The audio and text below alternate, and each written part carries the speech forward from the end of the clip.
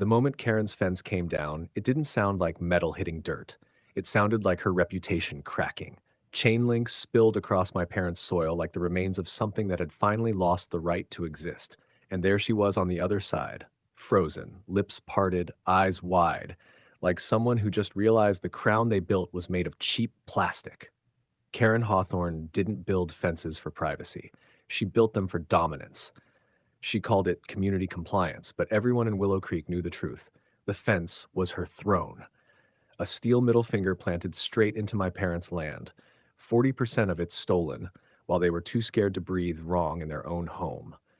She thought I wouldn't notice, thought distance meant weakness, thought a son living in Los Angeles wouldn't come back to a quiet county and start asking dangerous questions. Her biggest mistake wasn't underestimating me. It was believing my parents were permanently breakable. 4 months. That's how long I'd been gone. Work, life, excuses. All meaningless the second my car turned onto their street. Sophie was with me, nervous, squeezing my hand like she already sensed something was wrong. Then we saw it. A construction fence slicing through the orchard like a surgical incision. A bulldozer idling on land my father spent 30 years nurturing.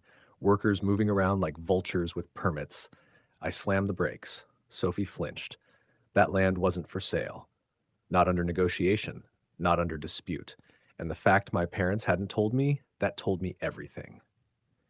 Inside the house, they sat on the couch like defendants waiting for sentencing. My mother couldn't meet my eyes. My father's hands were shaking. Not anger. Not guilt. Fear. Not of the law. Not of the county. Of Karen. And I hadn't even met the real version of her yet. Karen didn't need to be in the room to control it. Her presence lived in the walls, in the way my parents whispered instead of spoke, in how my mother kept glancing at the windows like Karen might materialize through the glass. That's the kind of power she had, not authority, conditioning. President of the Willow Creek HOA for 7 years straight, unopposed. Not because she was loved, because she made sure no one survived long enough to challenge her. She dressed like a senator and spoke like a judge, but acted like a loan shark. Every sentence sounded polite. Every meaning was a threat. She targeted the same people every time. Elderly homeowners, widows, immigrants, anyone who hated paperwork more than confrontation. She weaponized policy, used phrases like liability exposure and code violations the way other people use knives.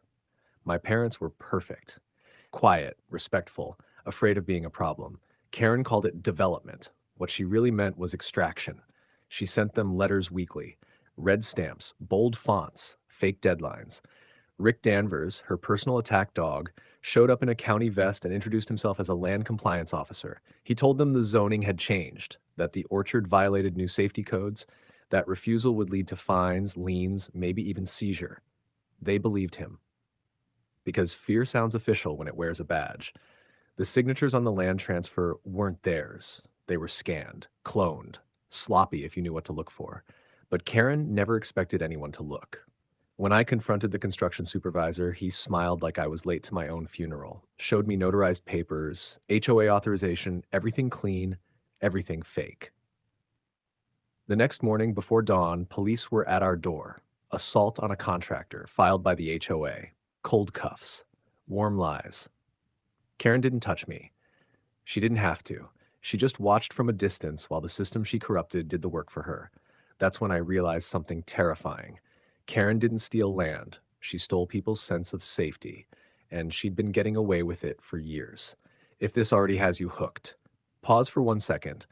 Like, share, and subscribe. Tell us in the comments where you're watching from. They thought the arrest would scare me into silence, that I'd apologize, back off, let Karen finish carving up what she'd already started.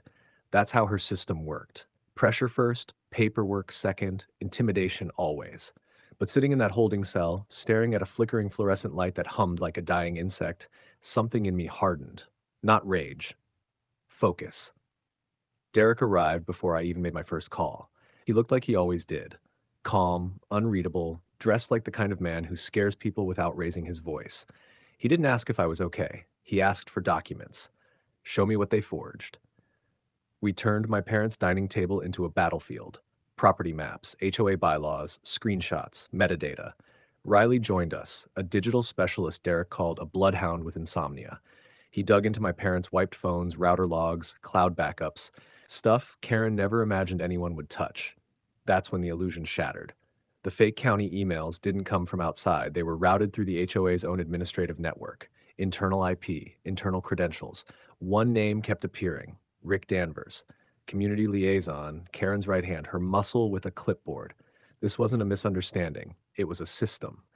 While we built our case, Karen escalated. Letters under the door, new violations, a community meeting where she implied my parents were confused, manipulated by an aggressive outsider, me. She never said my name. She didn't need to. She let the room do the dirty work. Then the tires were slashed. The security camera we just installed, memory card gone. Across the street, Rick stood with his arms crossed, smirking like a man who believed laws only applied to other people. That night, Derek said one sentence that changed everything. They think fear is their weapon. That means evidence is ours. And for the first time since this started, Karen wasn't controlling the narrative anymore. She just didn't know it yet.